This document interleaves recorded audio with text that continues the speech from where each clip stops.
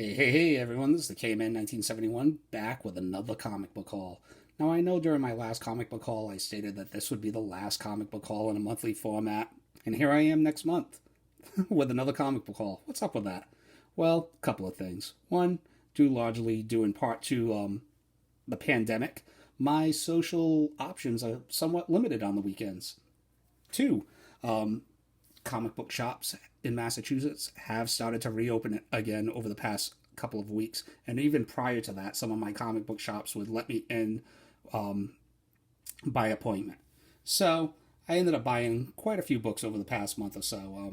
Had to scratch that Bronze Age itch because, as a Bronze Age collector, as many of you know, it can be pretty expensive buying Bronze Age online when you factor in shipping and handling and online prices.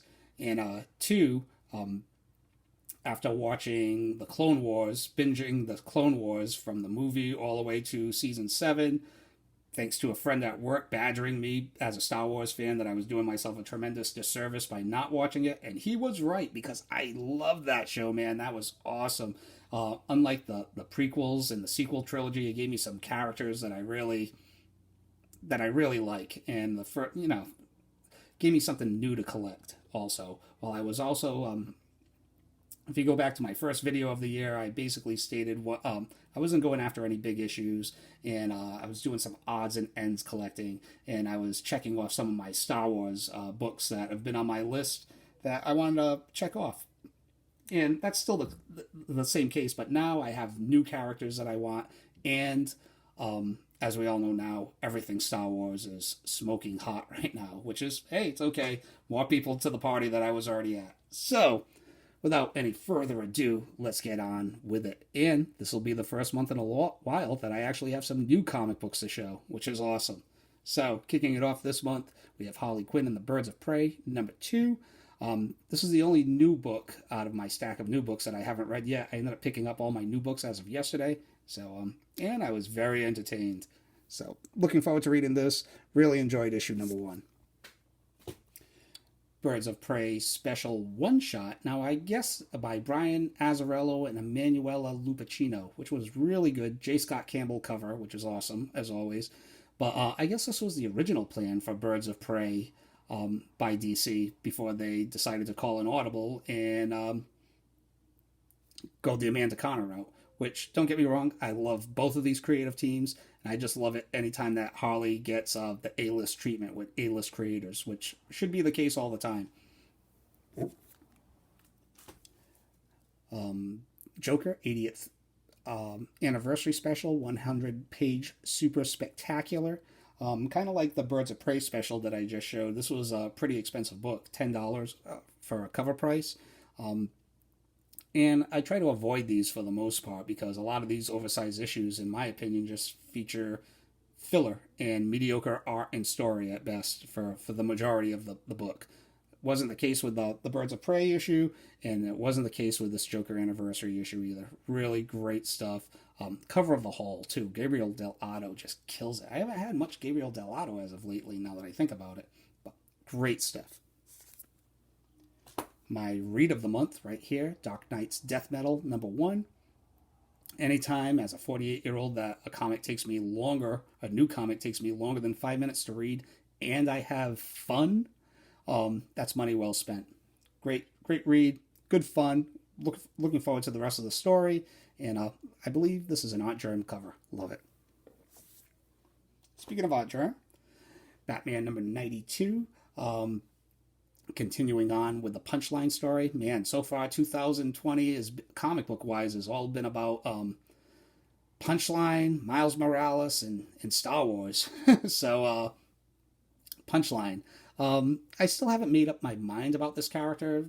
With this issue and the Joker special, you finally get to hear her speak, but I still don't know much about her or how she would be able to hold her own against someone like Harley or Catwoman. So remains to be seen. Hopefully they give good context to it. And but so far I've been enjoying Tinian's run, and this Batman title and Immortal Hulk, in my opinion, quality wise, have been the most consistent titles over the past several years. So loving it. I was supposed to have issue 93 in my folder, but there was some kind of snafu with the shipping, so probably have to wait until next week before I can pick that one up. Speaking of Immortal Hulk number 34. It's been a while since I've had an issue, and love it. Great stuff.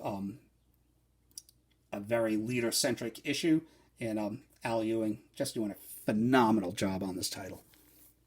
And finally, one of my favorite titles overall, Die number 11. This, I would love to see this on Netflix or as an ongoing series with a budget that could do it justice. But once again, Gillen, Hans, one of the best creative teams in comics. This comic has its own distinct look, and it's just awesome. Just awesome. Can't recommend it any more than I already have. Well, until the next issue comes out anyway. So let's just jump into the back issues. Kicking it off, we have a magazine, RoboCop, the future of law enforcement, citizen. This is the first appearance of RoboCop in a comic book form.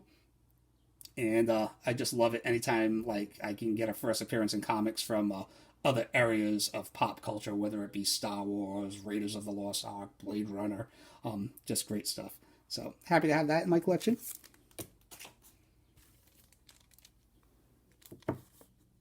Speaking of which, Jason Goes to Hell, The Final Friday, number 1.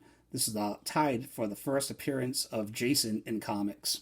I believe the other issue it's tied with is called Satan's 6, number 3, I believe.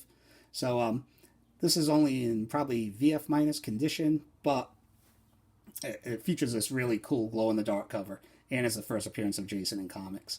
So I guess it originally came polybagged with cards. So if you're ever on the lookout for this book, try to get it with the polybag and cards still included. But this only cost me like $2 or $3, so why the heck not?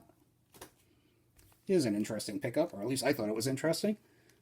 Marvel Superheroes, 80-page fall special from 1992. And this features the unpublished last issue of Miss Marvel, where Rogue ends up absorbing Carol's powers and some of her psyche also. So, as a longtime X-geek, I've always wanted to read this story.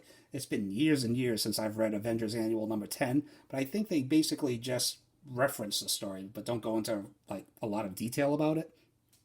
But it was really cool to actually be able to read the story. So, for X-Men fans, for Rogue fans, for Carol Danvers fans, I would figure this is a very important issue.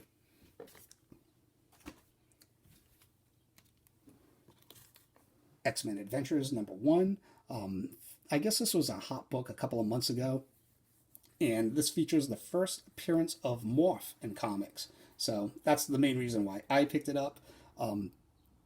I've been collecting X-Men first appearances since I was like a teenager back in the 1980s. So very cool. All of these books, up until I say otherwise, are in that usual $3 to $5 price range.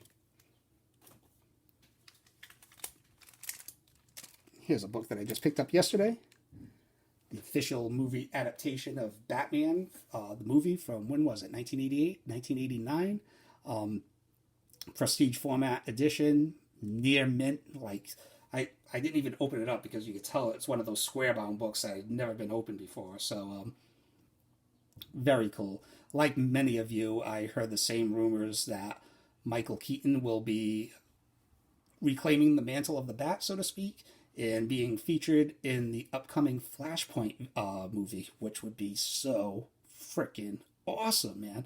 I'm not down with Michael Keaton being the official Batman of the DCEU, but if he's one of the Batmen from the multiverse, oh, wow, dial my geekometer up to 10. I'm all in. Illustrated by Jerry Ordway and written by the late, great Denny O'Neil. Rest in peace, Denny O'Neil. Hall of Famer extraordinaire, civil rights activist. There's just not enough positive accolades I can throw in that man's direction. Changed how DC comic characters were. He brought them more back down to earth. It implemented realism in comics. And like I said, I saw an interview with Frank Miller. I know I'm going a little off track, but still. I saw an interview with Frank Miller basically where he was waxing poetic about Denny O'Neil and Neil Adams' work on Batman during the 1970s and saying how it had a profound effect on him. And most likely, if that work had been done, most likely he wouldn't have done what he did with the character with The Dark Knight Returns.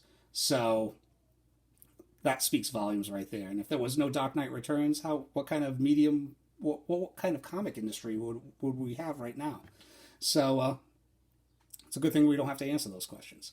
So thank you very much, Denny O'Neil. Rest in peace. Moving on. Web of Spider-Man, number 24. Just another one of those Venom cameo appearances, I guess. DC Comics presents number 85. This is part of my all-time favorite Alan Moore Swamp Thing run from the 1980s. I already had a copy of this, but mine had a little dog ear at the bottom. So for $3, why the heck not? I also did some pretty good chopping away at Moon Knight Volume 1. I'm a big creative run fan. Some comic book fans just like to get a run of from 1 till whatever, 100, 200, 300. I'm more of a creative run fan. I don't necessarily want a complete run of, like, say, Teen Titans. I'm only really interested in the George Perez, Marv Wolfman run.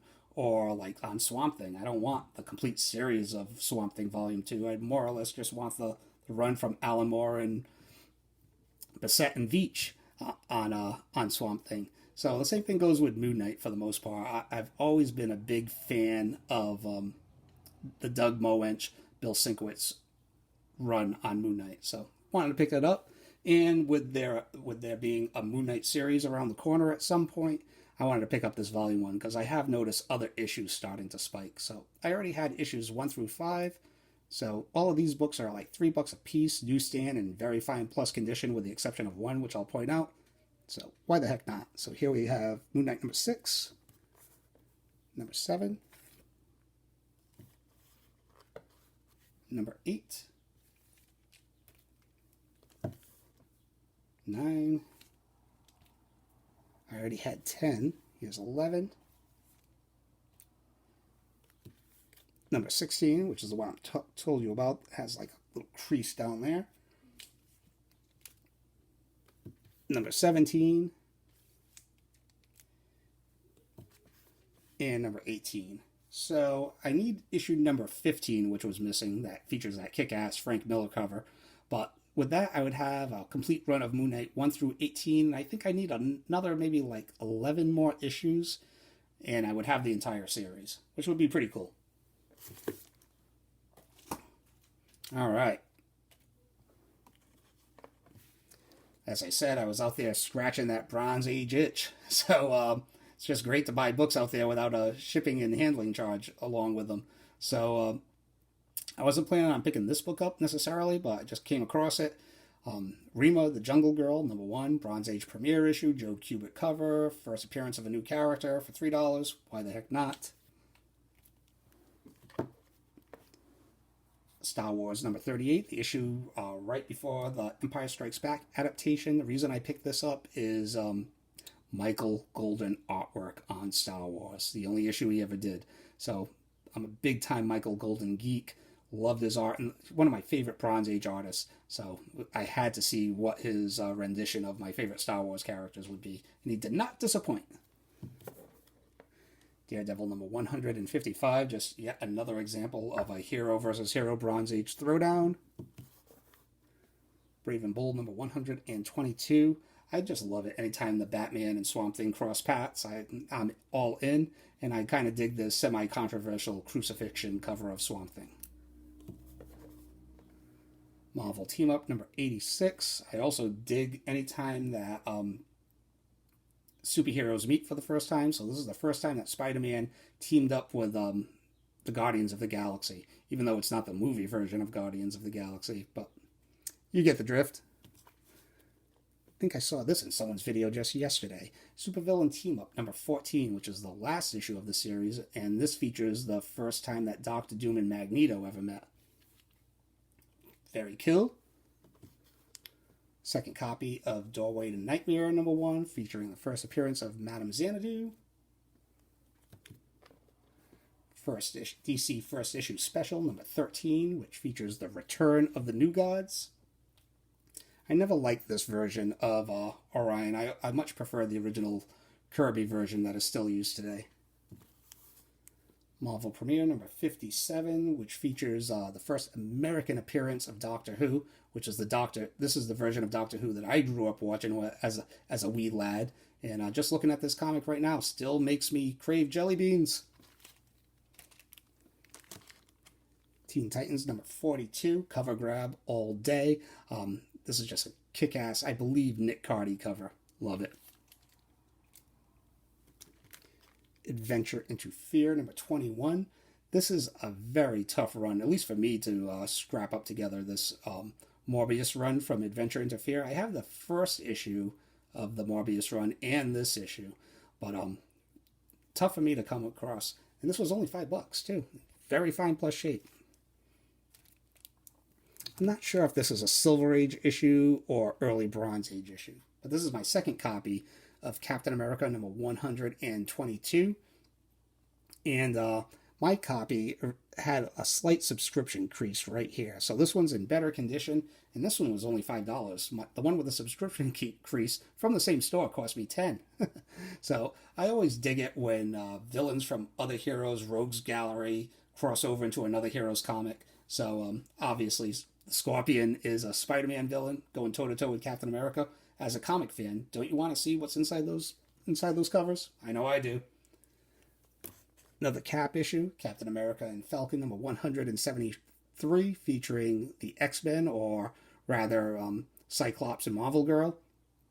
And I believe this was during the period of the Dark Ages of the X-Men, when their main title was bi-monthly and just featuring reprints. So if you happen to be an X-Men fan back then, the only new X-Men content that you would get is when they would randomly guest star in a random comic series. So, very cool. I've been trying to track those issues down. I just saw this issue. This is the Demon number 7, which features the first appearance of Clarion the Witch Boy in a Daz the Key Collector haul video from a couple of days ago, which reminded me, I'm like, hey, that book's on my list too.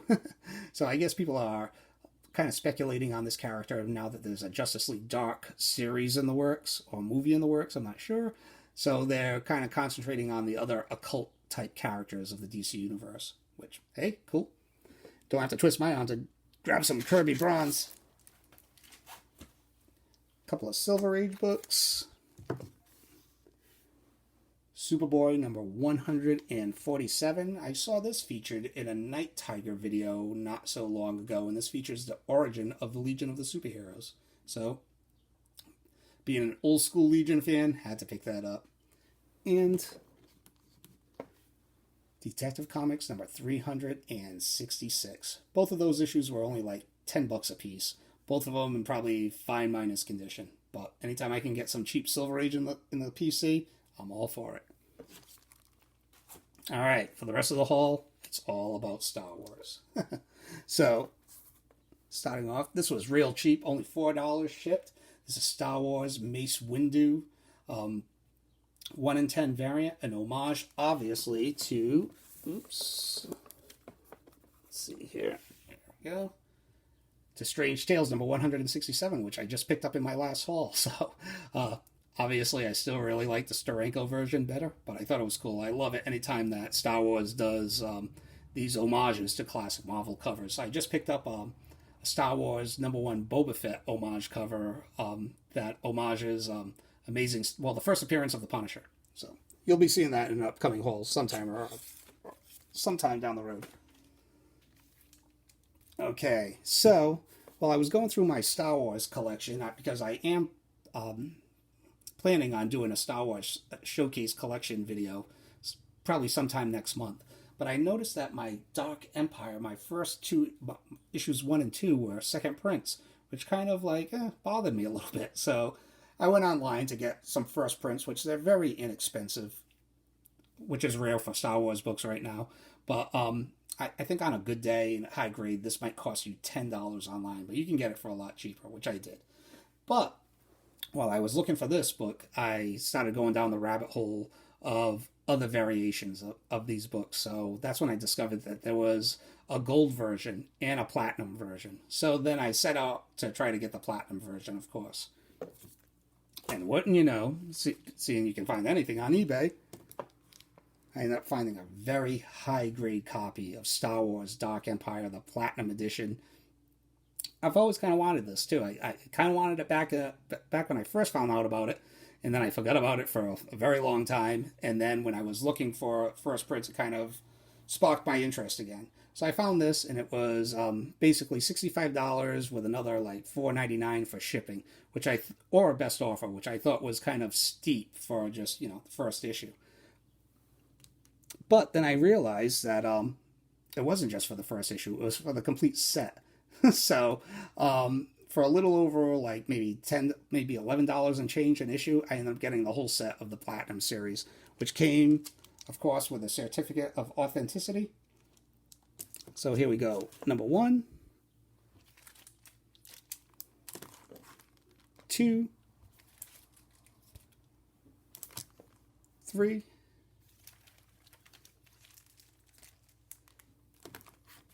4, 5, and 6. Very, very cool. One of my all-time favorite Star Wars stories. I'll go into it in greater detail during my showcase video, but just great stuff. Kind of like how The Dark Knight Returns, how you've seen a lot of elements of that story adapted into various movies. You'll definitely see various elements of this story that were implemented in the sequel trilogy. So, very nice. Okay, due large in part to the Clone Wars and my love for the series, I ended up getting a bunch of other characters all of a sudden that I wanted to collect. I thought on Star Wars character-wise, I was pretty much all set. I own basically all the old school characters and all of the sequel trilogy characters also. But what I was definitely lacking was the Star Wars Clone War characters and Rebels characters. So here we have Kanan, the last Padawan, first appearance of Kanan, first appearance of Ezra, and cameo appearance of Sabine Wren. Allegedly, people consider this to be the first full appearance of Sabine Wren. Allegedly. Now, I just read on CBSI this past week that there is a Rebels magazine that features a comic inside, which also features Sabine Wren, which would be the true first appearance of Sabine Wren. So, who the heck knows? But I'm happy to have this. I did not like Rebels, really. It just seemed a little bit too kiddie for me. I ended up doing, after I watched Clone Wars, I just ended up, seeing what happened with Ahsoka and what happened with Darth Vader and Rex in those YouTube edited videos, so you don't have to watch the whole series. But it was just a little bit too kiddie for me, especially after watching Clone Wars. So, but still enjoy these characters, and I'm looking forward to, especially with the speculation around Sabine Wren and Ahsoka moving forward. And speaking of Ahsoka, yes, I did it. Dag nabbit. I said I was done paying big money for comics. So, Star Wars, The Clone Wars, number 1, first appearance of Ahsoka Tano, and the first appearance of Captain Rex, two of my newest favorite Star Wars characters. For the longest time, as a Star Wars fan, not that I'm a hater of the new characters, but none of the newer characters, either in the prequel or sequel trilogy, could hold a candle to the characters of the original trilogy. Luke, Han, Leia, Darth Vader, Chewie, Yoda, all of them, you know what I mean? So, but after watching the Clone Wars, all of a sudden, I'm like, there's a bunch of other characters that I'm totally into. Obviously, Ahsoka for one. Captain Rex, Fives, the whole 501st, Ventress, and on and on. So it's like, this added so much more to the Star Wars mythology and mythos, and I just freaking love it. So, obviously, I'm really looking forward to Mandalorian Season 2 with the rumors of Ahsoka and Boba Fett being involved, so had to get this book. Did not pay the full price, but this does contain two little small spine ticks, so probably a VF Plus to 9.0 copy, I guess. Paid a little over $3 for it, I will admit that. So, how do I justify that? Well, I've lost a lot more money than that in my younger years at casinos or just going out partying, buying clothes. And at this point, for like a 3 week period, I wasn't buying really any comics. So, cabin fever got the best of me. And it's been a long time since I wanted a big book. So, very happy to have this. It reminded me back being a huge Batman fan and being a collector of Batman. I never really had to pay premium prices because I was just buying it, getting it in my pull list, except for the first appearance of Harley Quinn, which was a cartoon, which I poo-pooed on.